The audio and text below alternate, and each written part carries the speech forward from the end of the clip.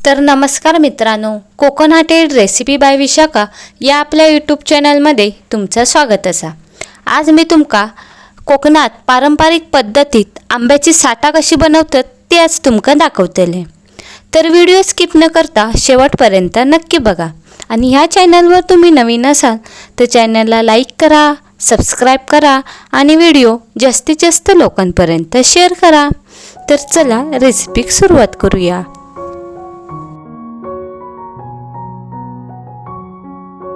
हे बघा, मी 4 ते 5 हापूसचे आंबे घेतले। हे मी चांगले धुवून पुसून घेतले।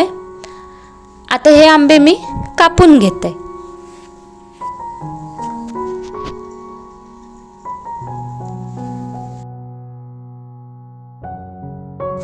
आता हे आंबे सगळे कापून झाल्यावर ह्याच्यामधलं आंब्याचं पल्प काढून घ्यायचं।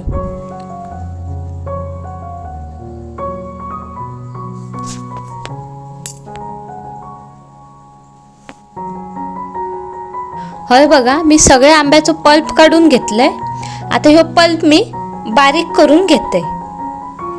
हे बघा, हे पल्प बघा मी एकदम बारीक केलंय। आता हे मी एक ताट घेतलंय, त्याच्या खाली तूप लावलंय। जर तुमच्याकडे तूप नसेल तर तुम्ही तेल लावलात तरी चालत। आता ह्या मिश्रण आपण ह्या ताटात ओतून घ्यायचा आणि ह्या मिश्रण ताटात एकसारखा पसरवून घ्यायचा।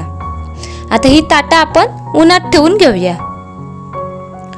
2 दिवसांनी ही साठा पलटून परत सुकवायची। हे बघा, हे 2 दिवस झाले साठांका चांगला कडकडीत ऊन लागा खोया।